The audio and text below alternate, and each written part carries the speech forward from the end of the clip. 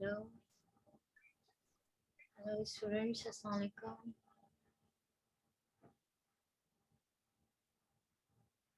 कोई बच्चा मुझे बता दे कि उनको आवाज़ आ रही है या नहीं आ रही, जितने ने अभी तक ज्वाइन कर लिया है।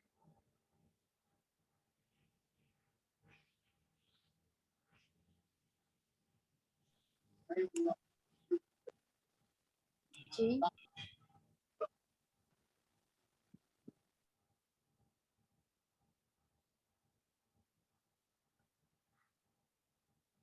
ओके, आवाज़ आ रही है। रुक रुक के आ रही है।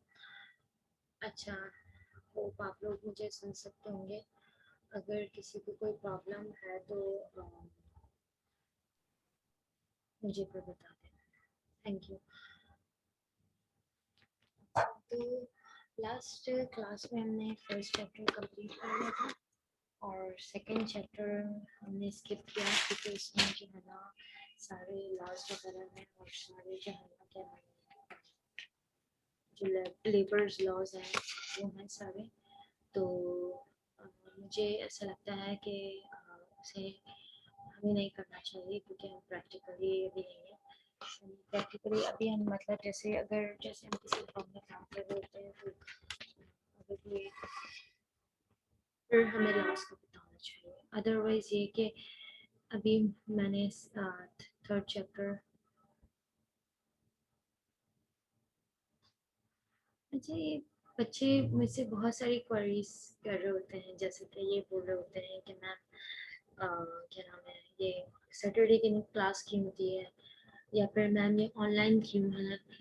तो बेटे मेरी बात सुनिएगा, आप लोग को अच्छे से पता है कि क्लासेस ऑनलाइन क्यों हो रही है। क्लासेस इसीलिए ऑनलाइन हो रही है क्योंकि कोरोना वायरस है, और जैसे कि आपको पता है कि थर्ड वेव भी आ गई है। तो हो सकता है कि इन अ फ्यू वीक्स आपकी जो फिजिकल हो रही है उनको भी शायद ऑनलाइन कर दिया जाए ना।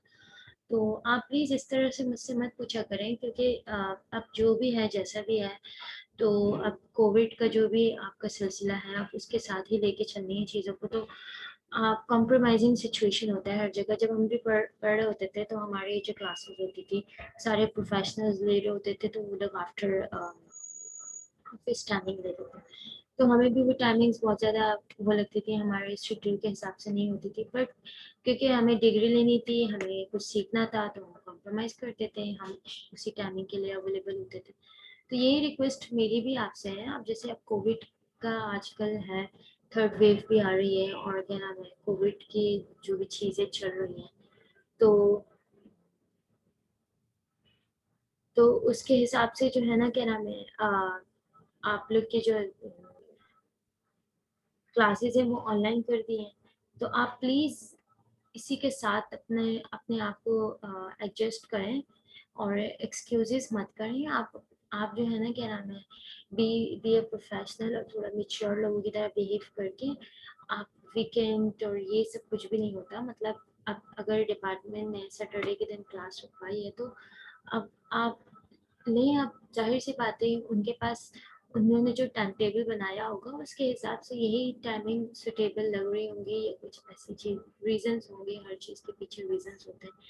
तो आप प्लीज़ अवेलेबल हों और इस तरह से मत करें कि मैम ये वीकेंड है। ये जो छोटे छोटे जैसे बच्चे बहाने बनाते हैं ना कि मैम ये वीकेंड है, वीकेंड को हमने बाहर जाना होता है। ऑनलाइन क्लास तो आप कहीं पे भी लिंक ज्वाइन करके आपका नेट चल रहा हो, आप देख सकते हैं, अपना माइक म्यूट करके आप लेक्चर सुन लें। सिंपल है बहुत ज़्यादा। तो इतना इजी है ये तो बच्चे मुझसे इस तरह से बहाने बना रहे होते हैं, मैम हम वीकेंड के दिन हम घूमते हैं, हमारे पास 2 ही दिन घूमने के होते हैं, या फिर क्या नाम है मैम ये ऑनलाइन क्यों हो रही है, ये फिजिकल क्यों नहीं हो रही है। ऐसी जो है ना क्या नाम है बातें बोल रहे होते हैं। अच्छा, बच्चे कह रहे हैं मुझे क्लियर आवाज़ नहीं आ रही, तो मैंने तो बिल्कुल जो है ना माइक्रोफोन को अपने पास अपने लिप्स के पास करीब करके ही बात कर रही हूँ, और आई डोंट नो कि वॉइस क्यों नहीं आ रही है। आनी तो चाहिए सही से, नेट भी मेरे खास से सही चल रहा है। अच्छा, ये जो असाइनमेंट्स आपको प्रीवियस क्लास में मैंने दिए थे, तो वो मैंने देखे हैं ग्रुप पे बहुत सारे बच्चों ने सबमिट कर दिए हैं। एक आध बच्चे ने एक्सक्यूज़ भी किया है। तो अगर आप लोग वन बाय वन थोड़ा समराइज करके मुझे बता दें कि आप लोगों ने असाइनमेंट से क्या लर्निंग की, तो फिर इसके बाद हम जो है ना अपना चैप्टर स्टार्ट कर देंगे। काइंडली आप खामोश मत रहिएगा, अदरवाइज मैं खुद नेम कॉल करके बोल दूंगी तो वन बाय वन पूछ लूँगी। आप खुद से खुद बता दें वॉलंटरी कि आपने जो असाइनमेंट को समराइज किया या जो इसके बारे में आप लोगों ने केस स्टडी के बारे में पढ़ा, तो आप लोग को क्या लर्निंग हुई। फिर उसके बाद जो है ना हम अपना फीडबैक दूंगी और उसके बाद हम मूव ऑन करेंगे।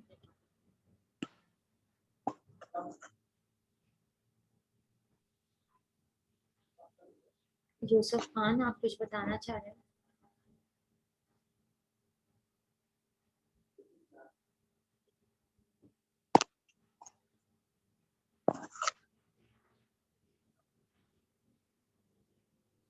यूसुफ खान, आप मुझे कुछ बताना चाह रहे हैं? आपने अपना माइक अनम्यूट किया है। ओके ओके फाइन, फिर मैं वन बाय वन खुद ही नेम कॉल करके पूछ लेती हूँ, क्योंकि इस तरह से मैं आपका वेट नहीं कर सकती। अच्छा इदरीस, इदरीस आप मुझे बताएं कि आपने असाइनमेंट में जो मैंने आपको दिया था और केस स्टडी पढ़ी थी उससे आपने क्या चीज़ें पढ़ी?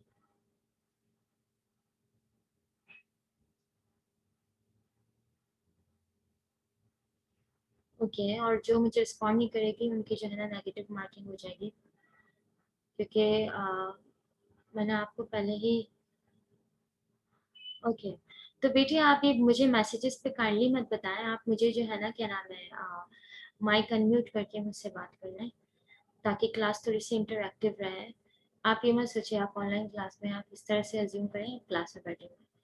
ओके तो इसने किया ही नहीं है असाइनमेंट, तो मीन्स आपके जो है ना क्या नाम है मार्क्स नहीं मिलेंगे आपको।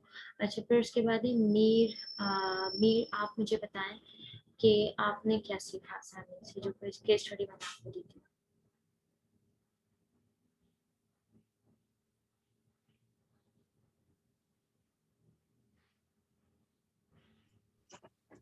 यस, वो एनरॉन जो कंपनी थी काफी बड़ी, अच्छा तो मिस उन्होंने जो है ना अकाउंटिंग के रूल्स को अपने जो है ना ऐसे यूज किया कि फ्रॉड में। अच्छा और तो मिस उन्होंने ये मतलब ये कि अकाउंटिंग के जो रूल्स थे उन्हें इंटरनेशनली के अप्रूव करवाया अपने पास कि भाई हम ये रूल यूज करेंगे, और वही रूल्स को उन्होंने अपने हिसाब से यूज करके जो है अपना प्रॉफिट उन लोगों ने छुपाया, लॉस उन लोगों ने अपना छुपाया और प्रॉफिट शो किए। तो हमें इस तरह से। क्या क्या किया था केस स्टडी आपने पढ़ी, उसमें क्या डिस्कस किया था? जी मिस। मैंने कहा आपने जो केस स्टडी पढ़ी उसमें आपने क्या क्या चीज़ें मतलब सीखी, क्या क्या और चीज़ें डिस्कस की थी? मिस यही ना मिस, बस जो बताया। थैंक यू सो मच बेटे, आपने पार्टिसिपेट किया, thank you so much. Okay उसके बाद जो है ना क्या नाम है हमारे पास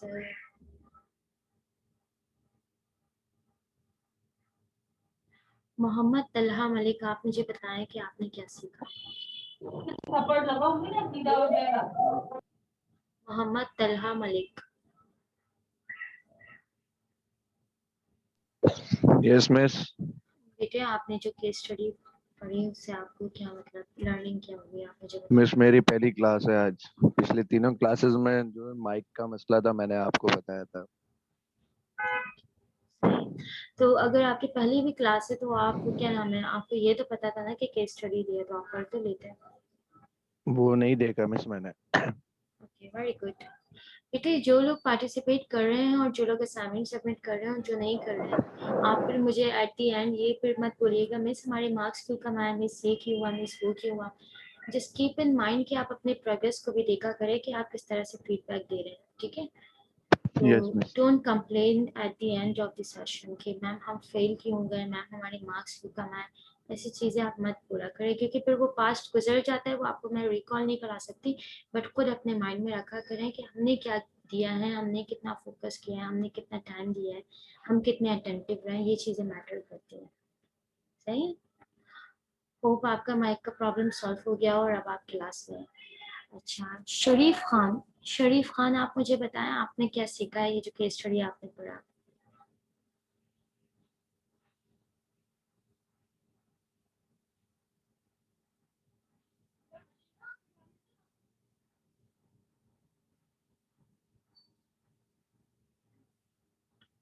शरीफ खान, आप मुझे रिस्पॉन्ड कर दें प्लीज जल्दी से।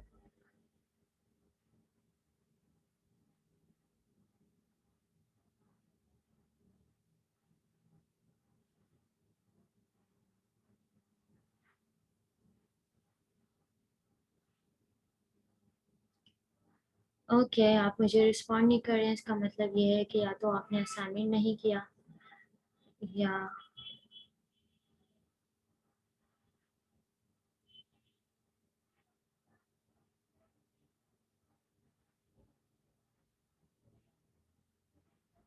ना लीनियंट बिहेवियर है आप लोगों का। अगर आपको आवाज़ सही से नहीं आ रही तो हाउ कैन यू हेयर के मैं आपका नाम ले रही हूँ, और अगर आपको इतना भी सुनाई दे रहा है तो at least you can answer me. Non serious behaviour. Tanzila Mohammad Iqbal, आप मुझे बताएं आपने केस स्टडी से क्या सीखा। मिस केस स्टडी पहला जो आपने दिया था वो एनरॉन का था, एनरॉन स्कैंडल। ओके। उसमें उसमें ये था कि जो एनरॉन का स्कैंडल था ना, वो वर्ल्ड लार्जेस्ट स्कैम था जो जी 70 बिलियन डॉलर्स का था। जी। एनरॉन बेसिकली एक दो कंपनीज से मिलकर फॉर्म हुई थी, एक थी हॉस्टन नेचुरल गैस और इंटरनॉट की थी। इन दोनों की फॉर्मेशन के बाद जो है वो एनरॉन फॉर्म हुई, और ये एनरॉन जो है वो एनर्जी ट्रेडिंग कंपनी थी जो कि इलेक्ट्रिसिटी और नेचुरल गैस वगैरह इस तरीके की चीज़ों की जो है वो ट्रेडिंग करती थी। जिस वक्त इसकी ये जिस वक्त कंपनी जो है एग्जिस्टेंस में आई ना, उस वक्त ये कोई खास परफॉर्मेंस नहीं थी इसकी। और ना, क्योंकि ये स्टार्टिंग था कंपनी का, तो उस वक्त इतना कोई खास बिजनेस नहीं था इसका। उसके बाद जो कंपनी ने ना ये सोचा कि प्रॉफिट बढ़ाना होगा हमें कुछ भी करके, तो मैकेंजी कम ये एनरॉन ने जो है वो मैकेंजी कंपनी को हायर किया, जो कि ना बिजनेस स्ट्रेटजीज के उसमें बिजनेस स्ट्रेटजीज बताती थी कंपनीज को। तो एनरॉन ने जो है वो मैकेंजी कंपनी को हायर किया, और एनरॉन के जो सीईओ थे कर्णथ ले कर्णथ ले ने जो है मैकेंजी कंपनी को अप्रोच किया, और मैकेंजी कंपनी ने जेफरी स्किलिंग को इसके लिए अपॉइंट किया था कि वो सीईओ के साथ मिलके ऐसी बिजनेस स्ट्रेटजीज बनाए जो एनरॉन की प्रॉफिटेबिलिटी में इंक्रीज कर सके। ओके। उसके बाद जेफरी स्किलिंग और जो है वो एनरॉन के सीईओ कर्णथ ले जो है वो मिलके बिजनेस स्ट्रेटजीज बनाने लगे अपनी ये एनरॉन की ग्रोथ के लिए। 1990 में जब जेफरी स्किलिंग ने ना एंड्रयू फेस्टो को हायर किया कॉम्प्लिकेटेड डील्स करने के लिए। अ, ना वो ये कहते थे कि अगर कोई कंपनी जो है वो जिस तरीके से परफॉर्म करेगी, हम उसको उसी तरीके से उसकी परफॉर्मेंस को देखेंगे ना। अगर कोई कंपनी बुरा परफॉर्म कर रही है तो हम उसको ये कंसिडर करेंगे तो कंपनी की प्रॉफिटेबिलिटी जो है वो कम है, और इसको इसके जरिए हम इसको है ना फाइनेंशियल स्टेटमेंट में शो करेंगे। अ, और इसके लिए ना इन्होंने ऐसी ऐसी जो है वो ऐसी कॉम्प्लिकेटेड डील वगैरह की जिससे अपनी कंपनी की प्रॉफिटेबिलिटी को ये लोग इंक्रीज करके दिखा सके ना।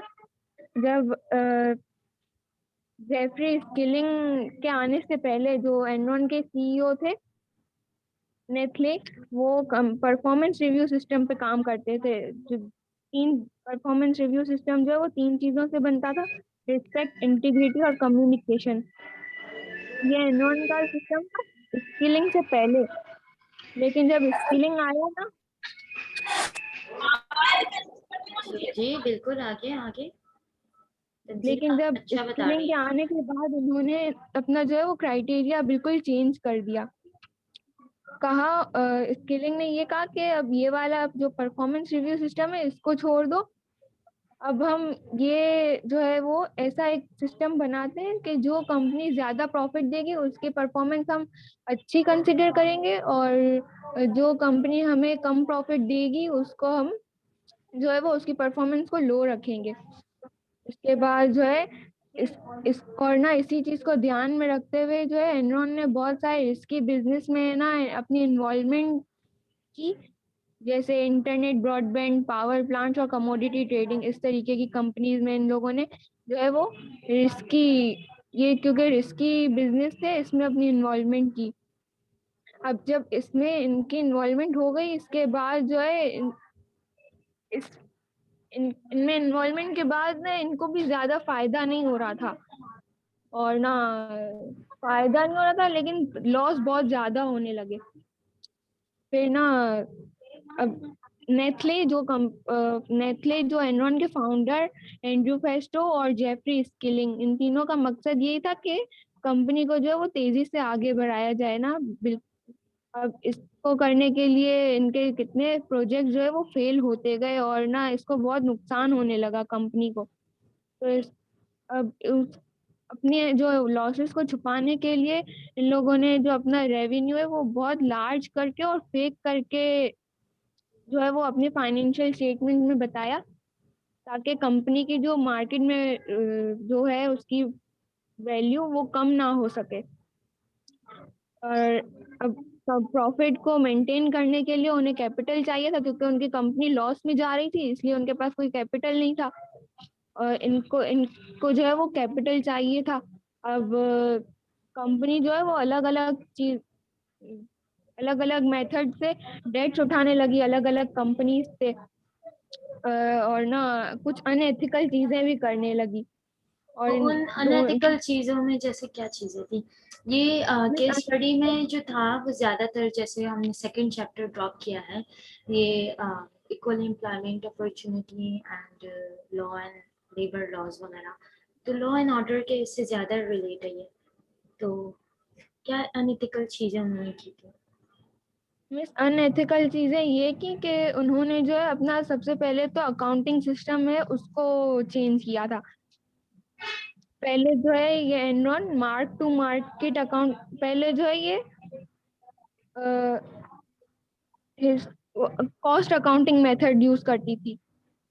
कॉस्ट अकाउंटिंग मेथड में जो है वो हम जितने में हमारा एसेट परचेज करते हैं उसी से उसको रिकॉर्ड करते हैं। अगर उस एसेट की वैल्यू कम हो रही है या ज्यादा हो रही है तो उससे कोई वो नहीं होता, लेकिन जो हमारी एसेट की एक्चुअल वैल्यू होती है हम उसी को अपने स्टेटमेंट्स में ले रहे होते हैं। लेकिन जो है कॉस्ट अकाउंटिंग को इन लोगों ने चेंज कर दिया, एनरॉन के सीईओ वगैरह ने मिलके, और इसको मार्क टू मार्केट पे लेके आए।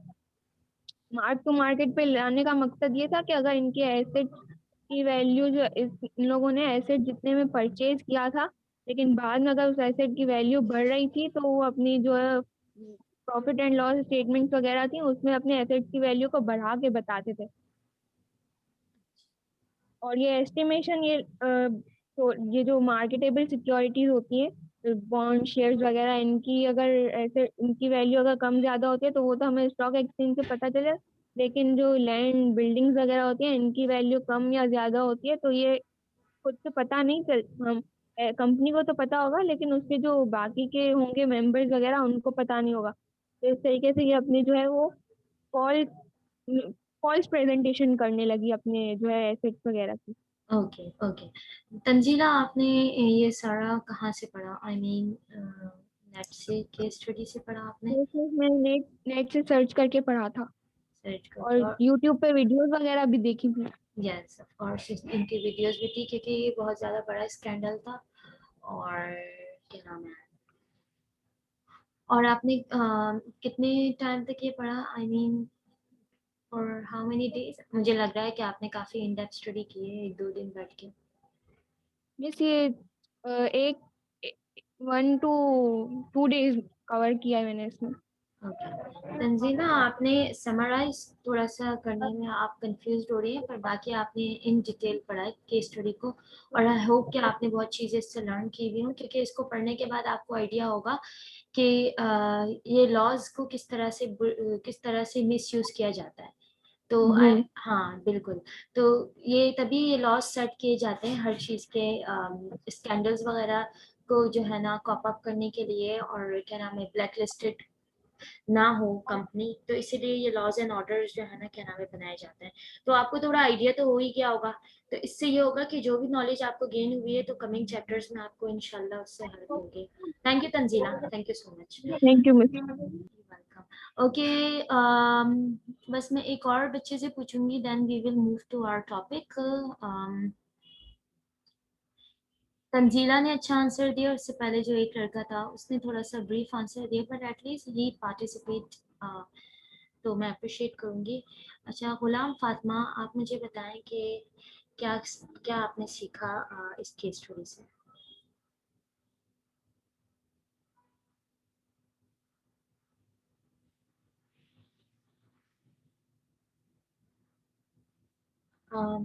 गुलाम फातिमा,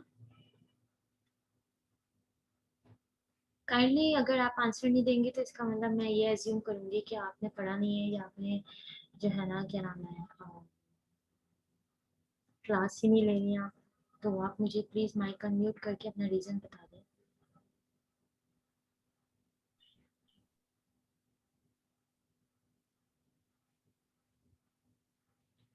गुलाम फातिमा, मैं आपका इंतज़ार कर रही हूँ। हाँ आलिया, आप बोलिए, आपने हैंड रेज किया है, आप क्या बोलना चाह रही हैं।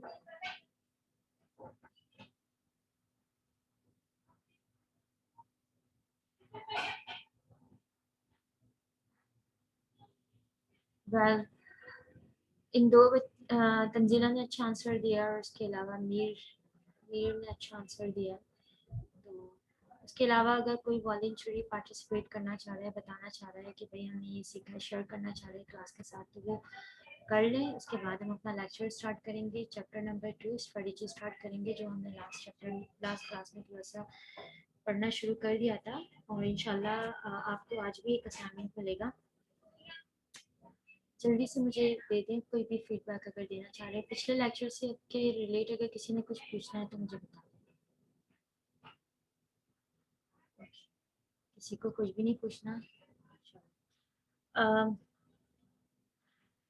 स्ट्रेटजी हमने पढ़ी है। इस चैप्टर में हमें क्या क्या चीज़ें पढ़ेंगे।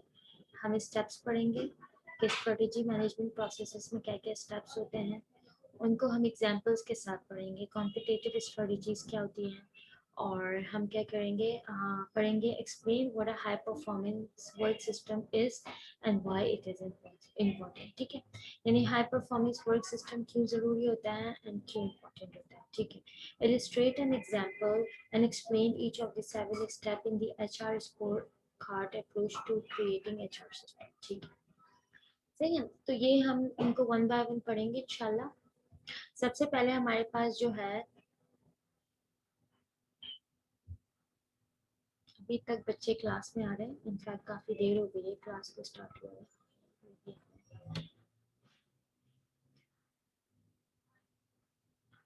इसको जरा यहाँ करना चाह रही हूँ ताकि स्क्रीन सही से नजर आए।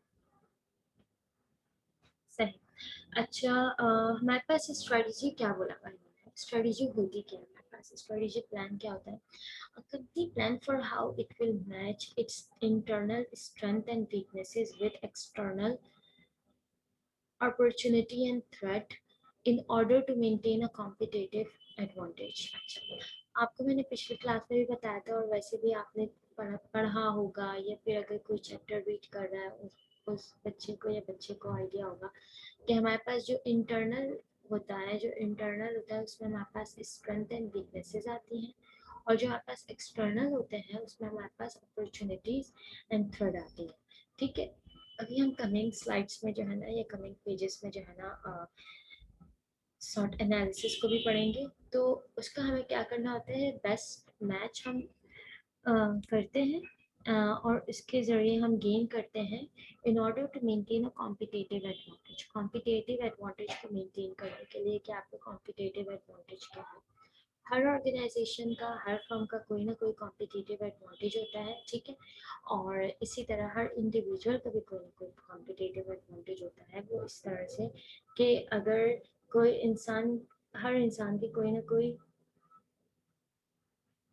जी बेटा, मैंने रिकॉर्डिंग पे तो लगाई थी क्लास को, इस बार मैं खुद ही इसे लगा ली, क्योंकि बच्चों को रिक्वेस्ट करते रहो, बच्चे जो है ना एक्सक्यूजेस करते हैं। ओके, तो हमारे पास, थैंक यू फॉर रिमाइंडर, इसी तरह मुझे रिमाइंड करा दिया करें, समटाइम्स मैं भूल भी सकती हूँ। ओके, तो हमारे पास क्या आता है, इंटरनल में हमारे पास स्ट्रेंथ एंड वीकनेसेस आ जाती हैं, और एक्सटर्नल में हमारे पास अपॉर्चुनिटीज एंड थ्रेट आते हैं। इंटरनल हमारी इंटरनल एनवायरनमेंट में होता है, एक्सटर्नल हमारे बाहर के यानी एक्सटर्नल एनवायरनमेंट में होता है। यानी कि जो हमारी स्ट्रेंथ हर इंसान के, हर इंडिविजुअल के, जैसे कि अगर मैं हो गए, आप हो गए, कोई भी इंडिविजुअल होते हैं उसकी कोई ना कोई स्ट्रेंथ होती है। किसी की स्ट्रेंथ जो है ना, उनकी जो है ना लर्निंग पावर बहुत अच्छी होती है, पिकिंग पावर अच्छी होती है, किसी की कम्युनिकेशन अच्छी होती है, किसी की एकेडमिक्स अच्छी होती है, कोई ज़्यादा रिप्रेजेंटेटिव होता है, कोई ज़्यादा जो है ना इंटरैक्टिव होता है। हर बंदे को किसी न किसी चीज़ पे कोई ना कोई ग्रिप होती है, हर बंदे में अल्लाह ताला ने कोई ना कोई खूबी या खसूसियत डाली होती है, ठीक। इसी तरह हर बंदे का कोई ना कोई वीकनेस होता है। कुछ लोग जो होते हैं वो बहुत ब्रेव होते हैं, कुछ लोग बहुत डरते हैं, जल्दी से डर जाते हैं चीज़ों को लेके, नर्वस हो जाते हैं। कुछ लोग फिजिकली स्ट्रांग नहीं होते, कुछ लोग इमोशनली, मतलब डिफरेंट टाइप ऑफ वीकनेसेस। किसी की कम्युनिकेशन स्किल्स अच्छी नहीं होती, किसी की राइटिंग स्किल्स अच्छी नहीं होती, किसी की थिंकिंग एबिलिटी अच्छी नहीं होती। तो ये हमारे पास वीकनेसेस होती हैं, ठीक है। And then we have opportunities and threat. तो और उसी हिसाब से हमारे पास क्या होती है, एक्सटर्नल एनवायरनमेंट में कुछ ना कुछ अपॉर्चुनिटीज होती हैं। और बेटे पता नहीं क्यों स्लो आ रही है मेरी आवाज़, पता नहीं नेट की वजह से हो रहा होगा, वरना मैं तो अच्छा खासा तेज बोल रही हूँ। ओके, तो इसी तरह पे बाहर के एनवायरनमेंट में हमारे पास कुछ अपॉर्चुनिटीज़ होती है। अपॉर्चुनिटीज़ यानी कि अगर कोई ऑर्गेनाइजेशन, या अगर अभी जैसे आईटी का ज़्यादा चल रहा है ना, क्योंकि चीज़ें अब आहिस्ता आहिस्ता ऑनलाइन हो रही है, टेक्नोलॉजी जो है ना अपग्रेडेड हो रही है। अगर किसी की आईटी स्किल्स अच्छी है तो ये उसके एनवायरनमेंट में क्या है, अपॉर्चुनिटी है कि वो उसको अवेल कर सकता है। एंड थ्रेट्स क्या है, अगर कोई आईटी में अच्छा नहीं है तो उसको क्या है, एक थ्रेट फेस करना पड़ रहा है कि भाई उसको ग्रिप ही नहीं है, उसको वो स्किल ही नहीं आती है, ठीक है। तो ऑर्गेनाइजेशंस का भी यही होता है, ऑर्गेनाइजेशन की भी कुछ स्किल्स और कुछ वीकनेसेस होती हैं।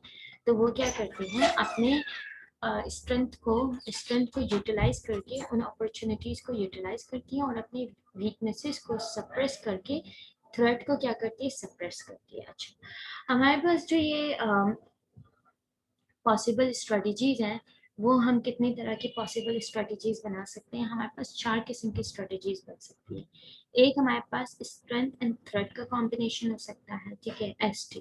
दूसरा हमारे पास स्ट्रेंथ एंड अपॉर्चुनिटी, SO का कॉम्बिनेशन हो सकता है। थर्ड हमारे पास W हो सकता है, वीकनेसेस एंड अपॉर्चुनिटी का combination. And third one is WT, weaknesses and threat, ठीक है, इसका कॉम्बिनेशन। तो 4 पॉसिबल जो है ना हमारे पास अपॉर्चुनिटीज वो स्ट्रेटजीज बन सकती है, I am so sorry, strategies बन सकती हैं, ठीक है, इन 4 फैक्टर्स को लेके, ठीक है। देन उसके बाद क्या क्या चैलेंजेस हमें फेस करने पड़ते हैं।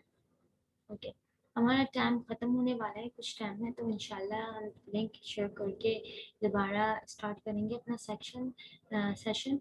इसी तरह के 3 सेशन होंगे जब तक कि हमारी क्लास कंटिन्यू है, जब तक चल रही है, ठीक है। अच्छा, 3 basic challenges, the need to support cooperative productivity and performance improvement efforts, ठीक है। क्या करते हैं ये लोग, इनको ज़रूरत होती है कि ये कॉर्पोरेट प्रोडक्टिविटी को सपोर्ट करें एंड परफॉर्म इम्प्रूवमेंट एफर्ट्स, ठीक है। एंड परफॉर्मेंस को क्या करें, कंटिन्यूसली क्या करें, इम्प्रूव करें। That employees play an expanded role in employer performance improvement efforts. बेटे ये जो चैट्स करते हैं ना, ये बहुत डिस्टर्बिंग होता है। आप माइक पे बोल देना, मुझे चैट्स खोल के पढ़ना पड़ता है, डिस्ट्रैक्ट होती हूँ मैं। ओके, मैं कोशिश कर रही हूँ, मैं बहुत तेज बात कर रही हूँ, पता नहीं क्यों आवाज़ नहीं आ रही, मैं भी यही सोच रही हूँ। हो सकता है आपकी तरफ से नेट का प्रॉब्लम हो, ये भी हो सकता है।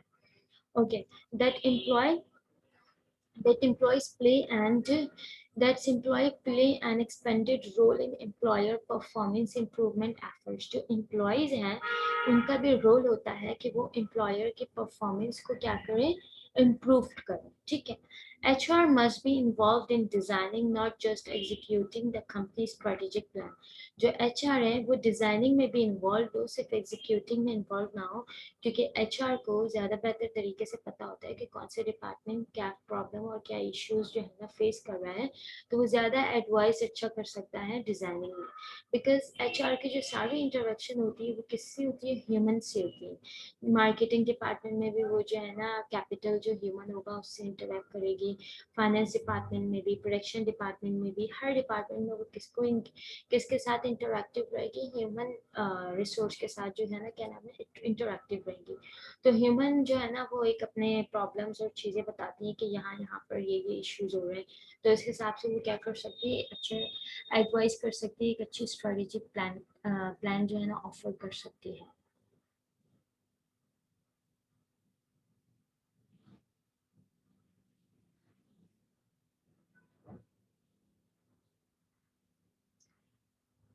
Okay, then उसके बाद we have the strategic management process. Strategic management process में हमारे पास क्या जाता है? The process of identifying and executing the organization mission by matching its capability with the demand of its environment. बेटे मैं कुछ भी नहीं बोल सकती कि पता नहीं आवाज का प्रॉब्लम क्यों हो रहा है। मैं तो क्या नाम है बहुत तेज बोल रही हूँ और मेरा नेट भी ठीक चल रहा है क्योंकि मेरी सब चीज़ें चल रही हैं। और मैं क्या बोल सकती हूँ, शायद नेट का प्रॉब्लम ही है आपकी तरफ से। I don't know why there is a issue of voice. Okay, the strategic management क्या है? The process of identifying and executing the organization mission by matching its capability with the demand of its environment. जो strategic management है उसमें हम identify करते हैं and execute करते हैं organization mission को किससे मैच करते हैं, it's capability with the demand of its environment. ठीक है, जो भी कैपेबिलिटीज है उसको हम डिमांड ऑफ एनवायरनमेंट से जो है ना मैच करते हैं कि भाई हमारा जो मिशन है ऑर्गेनाइजेशन का, whether it's matching with the capabilities, जो हमारे एनवायरनमेंट के डिमांड है उसकी कैपेबिलिटीज से मैच करता भी है या नहीं। ठीक है, पर स्ट्रेटजी में हमारे पास क्या जाता है, strategy is a course of action. ठीक है, strategy is a course of action. ठीक है भाई, हम स्ट्रेटजी क्या है, एक कोर्स ऑफ एक्शन है, जिस एक बात है, एक डायरेक्शन है जिसको हम फॉलो करते हैं। The company long term plan for how it will balance it external strength and weaknesses. ठीक है, internal strength and weaknesses with it external opportunity and threat to maintain our competitive advantage। ठीक है, तो क्या कह रहे हैं कि कंपनी का ये लॉन्ग टर्म प्लान होता है जिसमें हम क्या नाम है देखते हैं कि इंटरनल स्ट्रेंथ और वीकनेसेस को एक्सटर्नल अपॉर्चुनिटी एंड थ्रेट्स से किस तरह से बेस्ट मैच इनका बनेगा, यानी कौन बेस्ट मैच और फिट हमें बनाना होता है इनका। ठीक है, and then in order to maintain, यानी इस तरह से इनका मैच और बेस्ट फिट बनाना होता है कि हम सस्टेन कर सकें या अचीव कर सकें कॉम्पिटिटिव एडवांटेज को। सही है, कॉम्पिटिटिव एडवांटेज आपको पता होगा क्या होता है हमारे पास। अच्छा, बिजनेस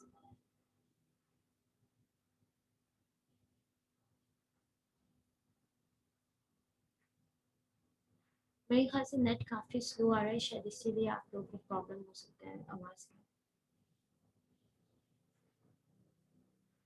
ओके, कि हमारे पास जो ऑर्गेनाइजेशन के इंटरनल और एक्सटर्नल जो हमारे पास जो भी strength, weaknesses, opportunities and threads हैं, उनका हम बेस्ट मैच जो है ना बिटवीन देम जो है ना हम उसको फाइंड करते हैं कि इनका बेस्ट मैच हमें मिल जाए। Fatima is joining again and again, मैं इनको 3 दफ़ा एडमिट करके दोबारा ये ज्वाइनिंग पे आ जाती है। ओके,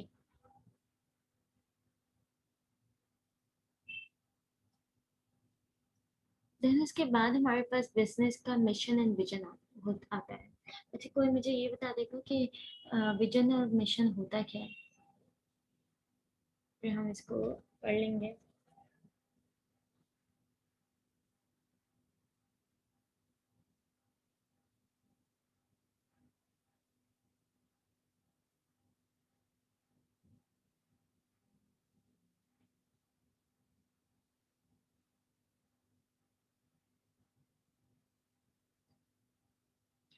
ऐश्वर्या, आप मुझे बता दें कि विजन और मिशन क्या होता है?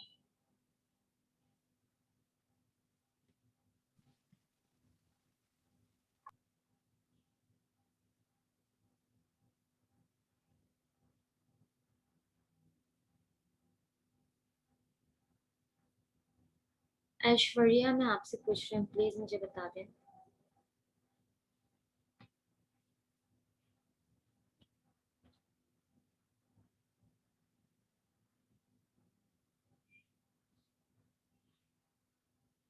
बेटे, जब मैं आपसे पूछा करूँ तो प्लीज फीडबैक तो दे दिया करें ना, इस तरह से मुझे बिल्कुल पता नहीं चलता कि क्या नाम है।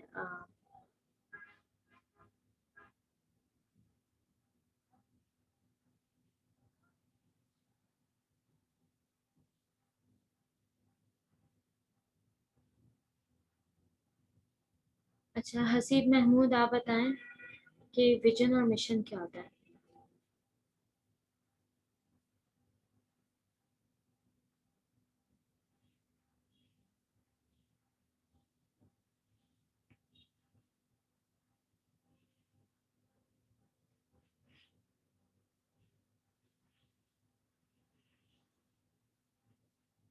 अच्छा समीर नदीम, आप बताएं मुझे विजन और mission, mission and vision, what is mission and vision?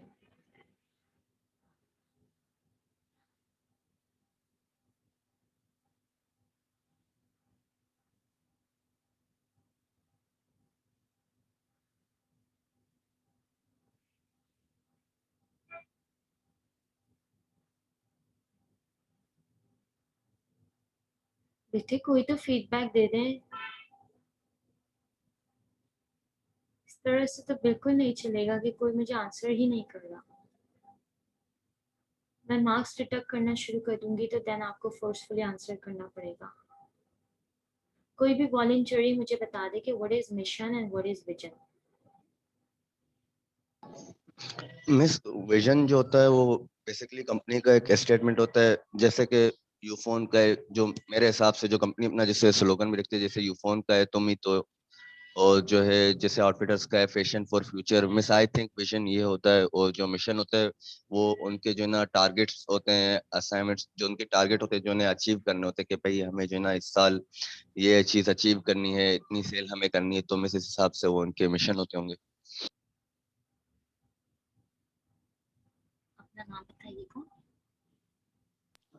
Mir Jawahir.